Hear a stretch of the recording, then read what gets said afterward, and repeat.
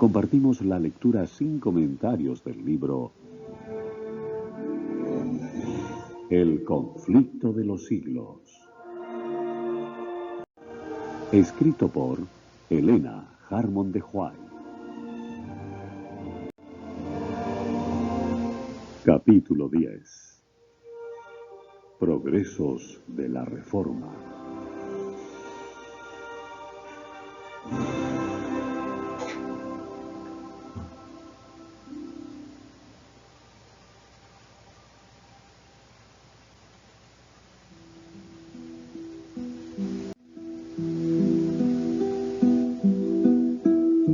La misteriosa desaparición de Lutero despertó consternación en toda Alemania, y por todas partes se oían averiguaciones acerca de su paradero. Circulaban los rumores más descabellados, y muchos creían que había sido asesinado. Oíanse lamentos, no solo entre sus partidarios declarados, sino también entre millares de personas que aún no se habían decidido abiertamente por la reforma. Muchos se comprometían por juramento solemne a vengar su muerte. Los principales jefes del romanismo vieron aterrorizados a qué grado había llegado la animosidad contra ellos, y aunque al principio se habían regocijado por la supuesta muerte de Lutero, pronto desearon huir de la ira del pueblo. Los enemigos del reformador no se habían visto tan preocupados por los actos más atrevidos que cometiera mientras estaba entre ellos como por su desaparición. Los que en su ira habían querido matar al arrojado reformador estaban dominados por el miedo ahora que él no era más que un cautivo indefenso. El único medio que nos queda para salvarnos, dijo uno, consiste en encender antorchas e ir a buscar a Lutero por toda la tierra, para devolverle a la nación que le reclama. El edicto del emperador parecía completamente ineficaz. Los legados del Papa se llenaron de indignación al ver que dicho edicto llamaba menos la atención que la suerte de Lutero. Las noticias de que él estaba en salvo, aunque prisionero, calmaron los temores del pueblo y hasta acrecentaron el entusiasmo en su favor. Sus escritos se leían con mayor avidez que nunca antes. Un número siempre creciente de adeptos se unía a la causa del hombre heroico que frente a desventajas abrumadoras defendía la palabra de Dios. La reforma iba cobrando constantemente fuerzas. La semilla que Lutero había sembrado brotaba en todas partes. Su ausencia realizó una obra que su presencia no habría realizado. Otros obreros sintieron nueva responsabilidad al serles quitado su jefe, y con nueva fe y ardor se adelantaron a hacer cuanto pudiesen para que la obra tan noblemente comenzada no fuese estorbada. Satanás, empero, no estaba ocioso. Intentó lo que ya había intentado en otros movimientos de reforma, es decir, engañar y perjudicar al pueblo, dándole una falsificación en lugar de la obra verdadera. Así como hubo falsos cristos en el primer siglo de la Iglesia cristiana, así también se levantaron falsos profetas en el siglo XVI.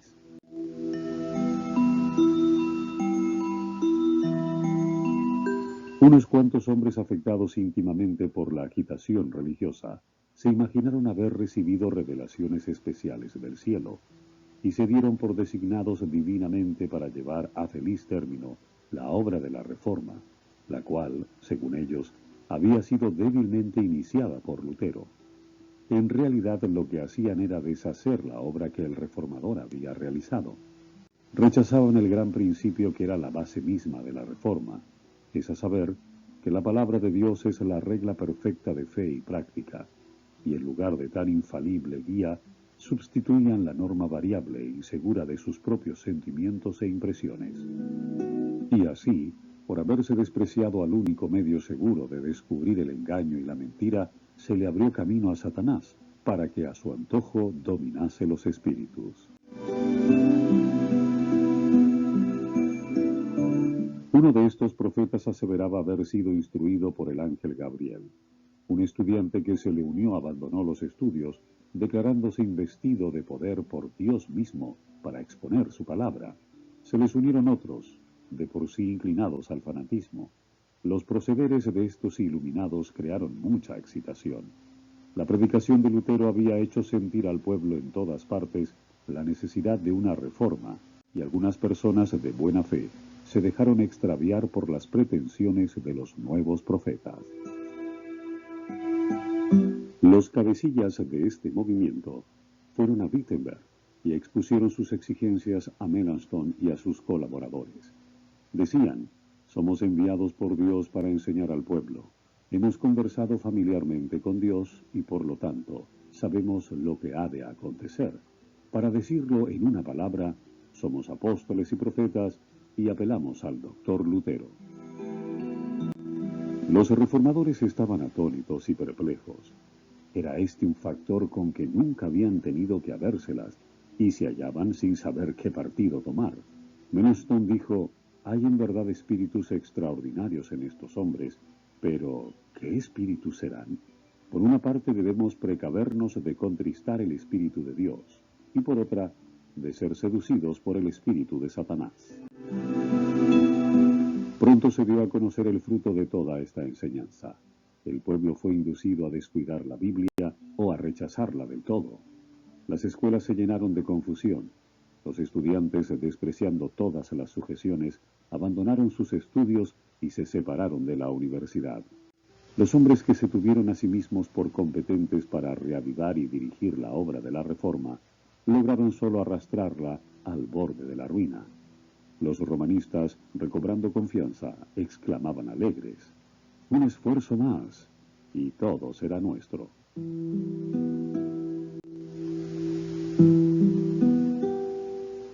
Al saber Lutero en la Warburg lo que ocurría, dijo con profunda consternación: siempre esperaba yo que Satanás nos mandara esta plaga. Se dio cuenta del verdadero carácter de estos fementidos profetas y vio el peligro que amenazaba a la causa de la verdad. La oposición del Papa y del Emperador no le habían sumido en la perplejidad y congoja que ahora experimentaba. De entre los que profesaban ser amigos de la Reforma, se habían levantado sus peores enemigos. Las mismas verdades que le habían producido tan profundo regocijo y consuelo eran empleadas para despertar pleitos y confusión en la Iglesia.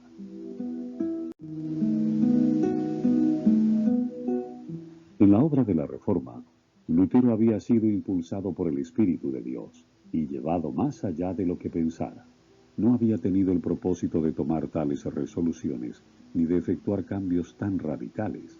Había sido solamente instrumento en manos del poder infinito. Sin embargo, temblaba a menudo por el resultado de su trabajo. Dijo una vez: si yo supiera que mi doctrina hubiera dañado a un ser viviente por pobre y obscuro que hubiera sido, lo que es imposible, pues ella es el mismo Evangelio, hubiera preferido mejor morir 10 veces antes que negarme a retractarme. Y ahora, hasta el mismo Wittenberg, el verdadero centro de la Reforma, caía rápidamente bajo el poder del fanatismo y de los desórdenes.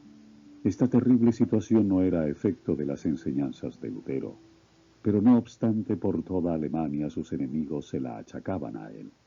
Con el ánimo deprimido, preguntábase a veces a sí mismo: ¿será posible que así remate la gran obra de la Reforma? Pero cuando hubo orado fervientemente al respecto, volvió la paz a su alma. La obra no es mía sino tuya, decía él, y no consentirás que se malogre por causa de la superstición o del fanatismo. El solo pensamiento de seguir apartado del conflicto en una crisis tal le era insoportable, de modo que decidió volver a Wittenberg. Sin más tardar, arriesgó el viaje. Se hallaba proscrito en todo el imperio. Sus enemigos tenían libertad para quitarle la vida, y a sus amigos les era prohibido protegerle. El gobierno imperial aplicaba las medidas más rigurosas contra sus adherentes, pero vio que peligraba la obra del Evangelio y en el nombre del Señor se adelantó sin miedo a combatir por la verdad.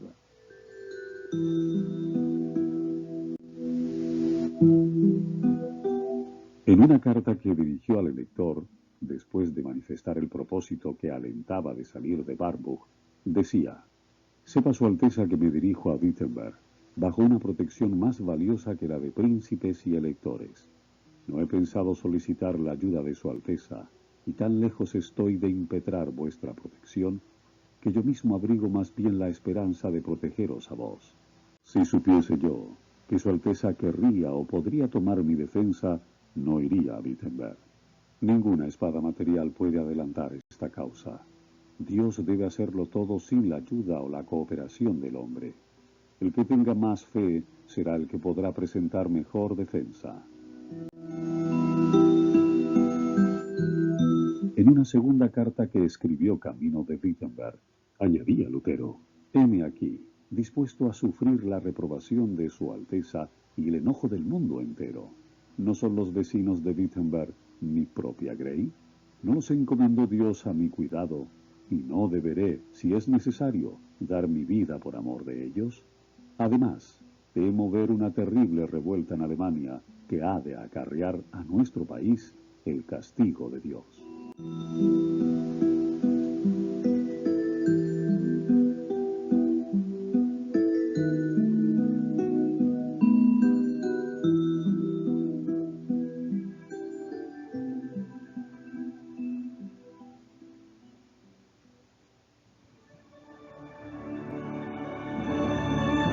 Usted está escuchando la lectura sin comentarios del libro El conflicto de los siglos.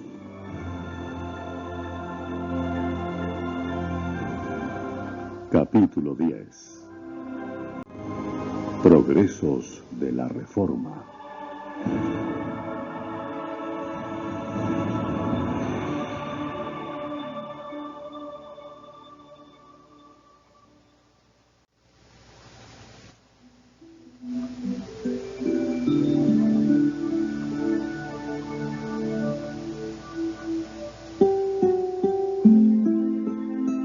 Con exquisita precaución y humildad, pero a la vez con decisión y firmeza, volvió Lutero a su trabajo. Con la Biblia, dijo, debemos rebatir y echar fuera lo que logró imponerse por medio de la fuerza. Yo no deseo que se valgan de la violencia contra los supersticiosos y los incrédulos. No hay que constreñir a nadie. La libertad es la esencia misma de la fe. Pronto se supo por todo Wittenberg que Lutero había vuelto y que iba a predicar. El pueblo acudió de todas partes, al punto que no podía caber en la iglesia. Subiendo al púlpito instruyó el reformador a sus oyentes. Con notable sabiduría y mansedumbre los exhortó y los amonestó, refiriéndose en su sermón a las medidas violentas de que algunos habían echado mano para abolir la misa, dijo: la misa es una cosa mala. Dios se opone a ella. Debería abolirse, y yo desearía que en su lugar se estableciese en todas partes la Santa Cena del Evangelio. Pero no apartéis de ella a nadie por la fuerza. Debemos dejar el asunto en manos de Dios. No somos nosotros los que hemos de obrar, sino su palabra. ¿Y por qué?, me preguntaréis. Porque los corazones de los hombres no están en mis manos como el barro en las del alfarero. Tenemos derecho de hablar, pero no tenemos derecho de obligar a nadie. Prediquemos y confiemos lo demás a Dios. Si me resuelvo a hacer uso de la fuerza, ¿qué conseguiré? Fingimientos, formalismo, ordenanzas humanas, hipocresía. Pero en todo esto no se hallará sinceridad de corazón, ni fe ni amor. Y donde falte esto, todo falta, y yo no daría ni una paja por celebrar una victoria de esta índole. Dios puede hacer más mediante el mero poder de su palabra que vosotros y yo y el mundo entero con nuestros esfuerzos unidos. Dios sujeta al corazón, y una vez sujeto, todo está ganado. Estoy listo para predicar, alegar y escribir, pero a nadie constreñiré, porque la fe es un acto voluntario. Recordad todo lo que ya he hecho. Me encaré con el Papa, combatí las indulgencias y a los papistas, pero sin violencia, sin tumultos. Expuse con claridad la palabra de Dios. Prediqué y escribí. Esto es todo lo que hice.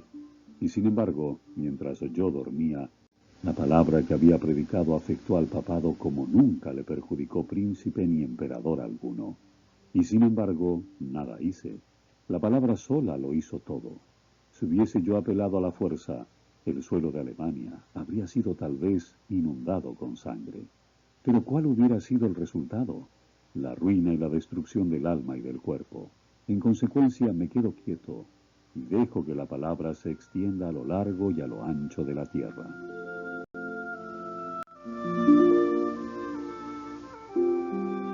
Por 7 días consecutivos, predicó Lutero a las ansiosas muchedumbres. La palabra de Dios quebrantó la esclavitud del fanatismo. El poder del Evangelio hizo volver a la verdad al pueblo que se había descarriado. Lutero no deseaba verse con los fanáticos cuyas enseñanzas habían causado tan grave perjuicio. Harto los conocía por hombres de escaso juicio y de pasiones desordenadas, y que, pretendiendo ser iluminados directamente por el cielo, no admitirían la menor contradicción, ni atenderían a un solo consejo, ni a un solo cariñoso reproche. Arrogándose la suprema autoridad, exigían de todos que sin la menor resistencia reconociesen lo que ellos pretendían. Pero como solicitasen una entrevista con él, consintió en recibirlos y denunció sus pretensiones con tanto éxito que los impostores se alejaron en el acto de Wittenberg. El fanatismo quedó detenido por un tiempo, pero pocos años después resucitó con mayor violencia y logró resultados más desastrosos. Respecto a los principales directores de este movimiento, dijo Lutero, para ellos las Sagradas Escrituras son letra muerta. Todos gritan, el Espíritu, pero yo no quisiera ir, por cierto, a donde su Espíritu los guía. Plegue a Dios en su misericordia, guardarme de pertenecer a una iglesia en la cual solo haya santos. Deseo estar con los humildes, los débiles, los enfermos, todos los cuales conocen y sienten su pecado y suspiran y claman de continuo a Dios desde el fondo de sus corazones, para que Él los consuele y los sostenga. Tomás Munza, el más activo de los fanáticos, era hombre de notable habilidad, que si la hubiesen causado debidamente, habría podido hacer mucho bien, pero desconocía aún los principios más rudimentarios de la religión verdadera. Deseaba vehementemente reformar el mundo, olvidando, como otros muchos iluminados, que la reforma debía comenzar por él mismo. Ambicionaba ejercer cargos e influencia, y no quería ocupar el segundo puesto, ni aún bajo el mismo Lutero. Declaraba que, al colocar la autoridad de la Escritura en sustitución de la del Papa, los reformadores no hacían más que establecer una nueva forma de papado, y se declaraba divinamente comisionado para llevar a efecto la verdadera reforma. El que tiene este espíritu, decía Munza, posee la verdadera fe, aunque ni por una sola vez en su vida haya visto las Sagradas Escrituras. Los maestros del fanatismo se abandonaban al influjo de sus impresiones y consideraban cada pensamiento y cada impulso como voz de Dios. En consecuencia se fueron a los extremos. Algunos llegaron hasta quemar sus Biblias, exclamando, la letra mata, el espíritu es el que da vida. Las enseñanzas de Munza apelaban a la afición del hombre a lo maravilloso, y de paso daban rienda suelta a su orgullo, al colocar en realidad las ideas y las opiniones de los hombres por encima de la palabra de Dios. Millares de personas aceptaban sus doctrinas. Pronto llegó a condenar el orden en el culto público y declaró que obedecer a los príncipes era querer servir a Dios y a Belial. El pueblo que comenzaba a emanciparse del yugo del papado tascaba el freno bajo las restricciones de la autoridad civil. Las enseñanzas revolucionarias de Munza, con su presunta aprobación divina, los indujeron a sublevarse contra toda sujeción y a abandonarse a sus prejuicios y a sus pasiones. Siguiéronse las más terribles escenas de sedición y contienda, y los campos de Alemania se empaparon de sangre.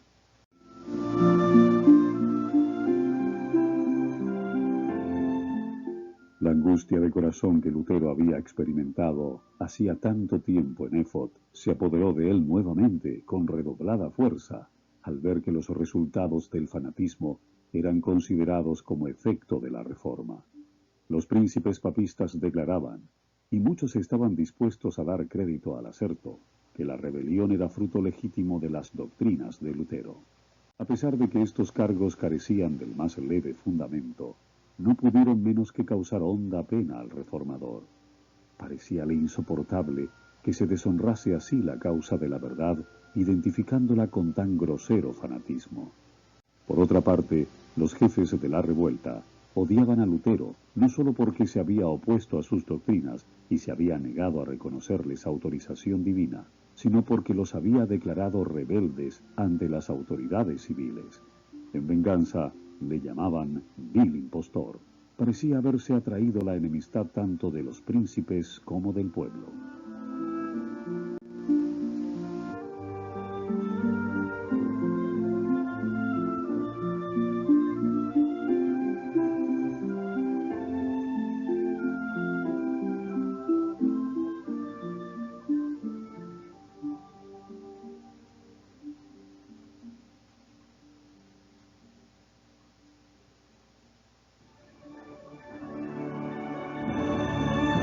Usted está escuchando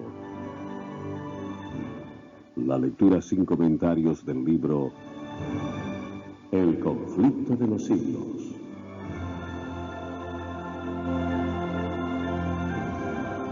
Capítulo 10. Progresos de la Reforma.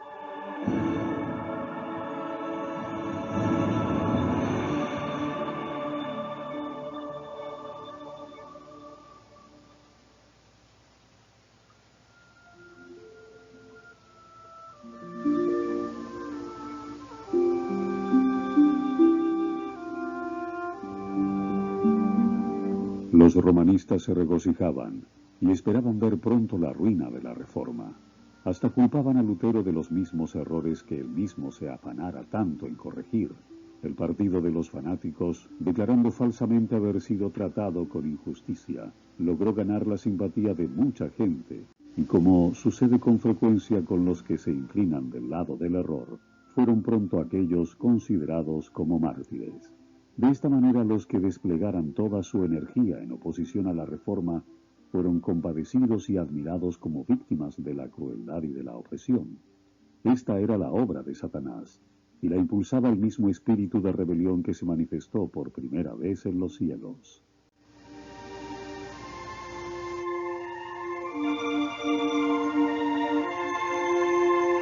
Satanás procura constantemente engañar a los hombres y les hace llamar pecado a lo que es bueno, y bueno a lo que es pecado.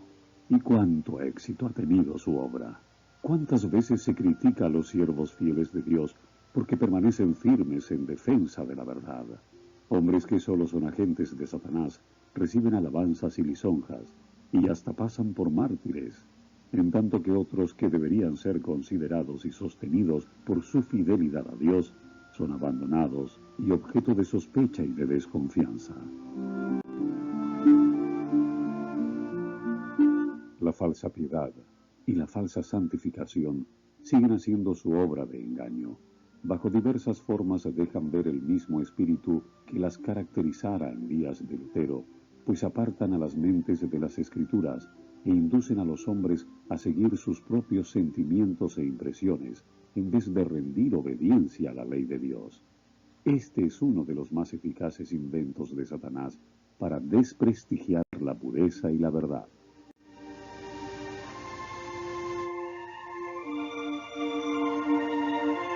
Denodadamente defendió Lutero el Evangelio contra los ataques de que era objeto desde todas partes. La palabra de Dios demostró ser un arma poderosa en cada conflicto.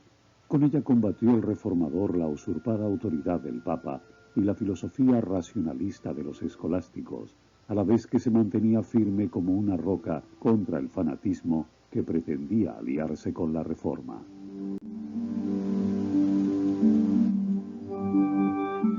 Cada uno a su manera, estos elementos opuestos dejaban a un lado las sagradas escrituras y exaltaban la sabiduría humana como el gran recurso para conocer la verdad religiosa.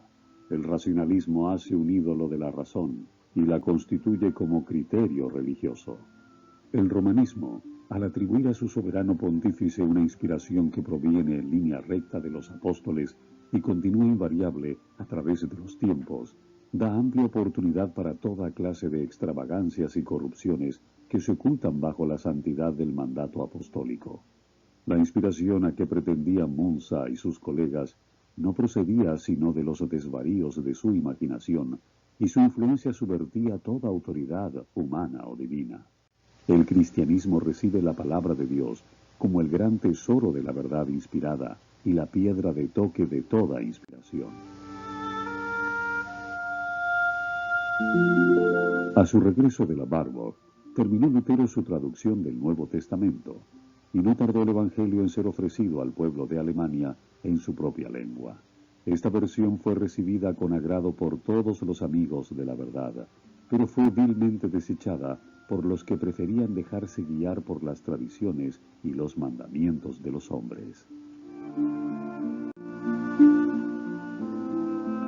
Se alarmaron los sacerdotes al pensar que el vulgo iba a poder discutir con ellos los preceptos de la palabra de Dios y descubrir la ignorancia de ellos. Las armas carnales de su raciocinio eran impotentes contra la espada del Espíritu. Roma puso en juego toda su autoridad para impedir la circulación de las santas escrituras, pero los decretos, los anatemas y el mismo tormento eran inútiles. Cuanto más se condenaba y prohibía la Biblia, mayor era el afán del pueblo por conocer lo que ella enseñaba. Todos los que sabían leer deseaban con ansia estudiar la palabra de Dios por sí mismos. La llevaban consigo, la leían y releían, y no se quedaban satisfechos antes de saber grandes trozos de ella de memoria. Viendo la buena voluntad con que fue acogido el Nuevo Testamento, Lutero dio comienzo a la traducción del Antiguo, y la fue publicando por partes conforme las iba terminando.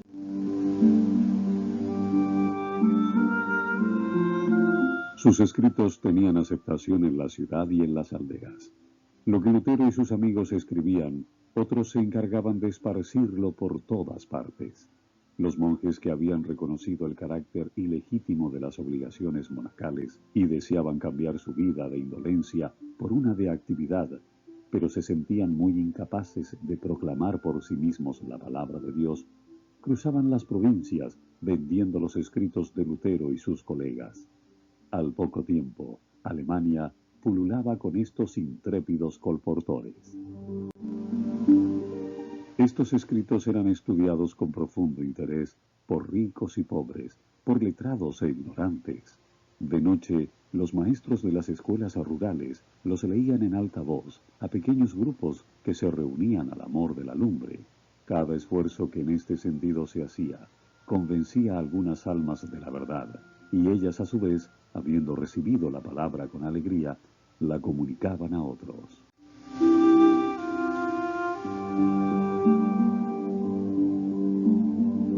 Así se cumplían las palabras inspiradas. La entrada de tus palabras alumbra, a los simples les da inteligencia. Salmo 119, 130. El estudio de las Sagradas Escrituras producía un cambio notable en las mentes y en los corazones del pueblo. El dominio papal les había impuesto un yugo férreo que los mantenía en la ignorancia y en la degradación. Con escrúpulos supersticiosos, observaban las formas, pero era muy pequeña la parte que la mente y el corazón tomaban en los servicios. La predicación de Lutero, al exponer las sencillas verdades de la palabra de Dios y la palabra misma, al ser puesta en manos del pueblo, despertaron sus facultades aletargadas, y no solo purificaban y ennoblecían la naturaleza espiritual, sino que daban nuevas fuerzas y vigor a la inteligencia. Veíanse a personas de todas las clases sociales defender con la Biblia en la mano las doctrinas de la Reforma. Los papistas que habían abandonado el estudio de las Sagradas Escrituras a los sacerdotes y a los monjes, les pidieron que viniesen en su auxilio a refutar las nuevas enseñanzas. Empero, ignorantes de las Escrituras y del poder de Dios, monjes y sacerdotes fueron completamente derrotados por aquellos a quienes habían llamado herejes e indoctos. Desgraciadamente, decía un escritor católico, Lutero ha convencido a sus correligionarios de que su fe debe fundarse solamente en la Santa Escritura. Las multitudes se congregaban para escuchar a hombres de poca ilustración defender la verdad y hasta discutir acerca de ella con teólogos instruidos y elocuentes. La vergonzosa ignorancia de estos grandes hombres se descubría tan luego como sus argumentos eran refutados por las sencillas enseñanzas de la palabra de Dios. Los hombres de trabajo, los soldados y hasta los niños estaban más familiarizados con las enseñanzas de la Biblia que los sacerdotes y los sabios doctores.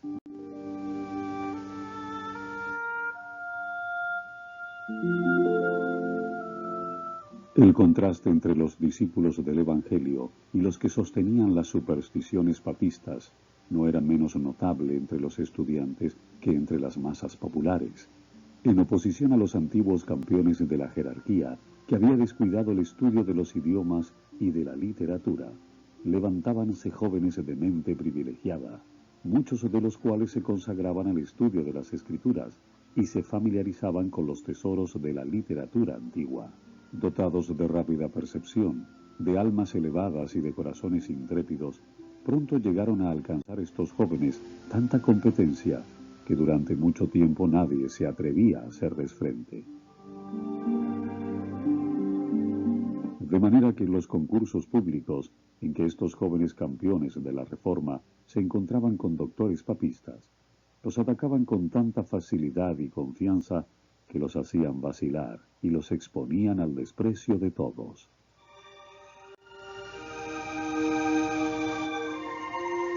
Cuando el clero se dio cuenta de que iba menguando el número de los congregantes, invocó la ayuda de los magistrados, y por todos los medios a su alcance, procuró atraer nuevamente a sus oyentes.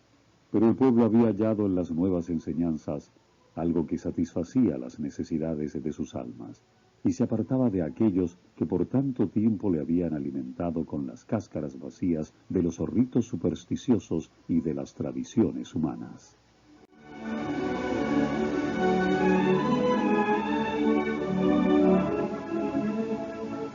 Cuando la persecución ardía contra los predicadores de la verdad, ponían estos en práctica las palabras de Cristo. Cuando pues os persiguieren en una ciudad, huid a otra. Mateo 10:23. La luz penetraba en todas partes. Los fugitivos hallaban en algún lugar puertas hospitalarias que les eran abiertas. Y morando allí, predicaban a Cristo, a veces en la iglesia, o si se les negaba ese privilegio, en casas particulares o al aire libre. Cualquier sitio en que hallasen un oyente se convertía en templo. La verdad, proclamada con tanta energía y fidelidad, se extendía con irresistible poder.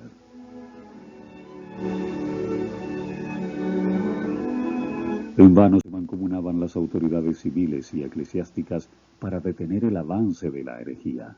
Inútilmente recurrían a la cárcel, al tormento, al fuego y a la espada. Millares de creyentes sellaban su fe con su sangre, pero la obra seguía adelante. La persecución no servía sino para hacer cundir la verdad, y el fanatismo que Satanás intentara unir a ella no logró sino hacer resaltar aún más el contraste entre la obra diabólica y la de Dios.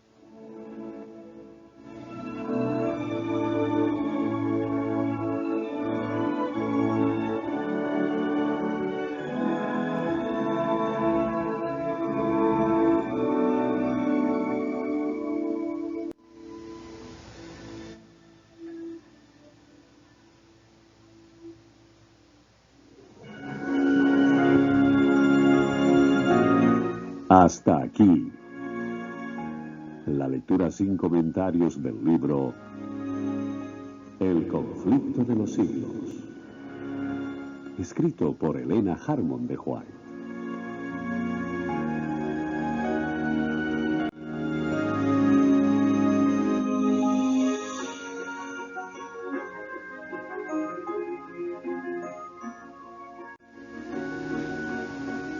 Una presentación del Ministerio Laico de Cárceles. Conéctate a Jesús, siempre gozoso.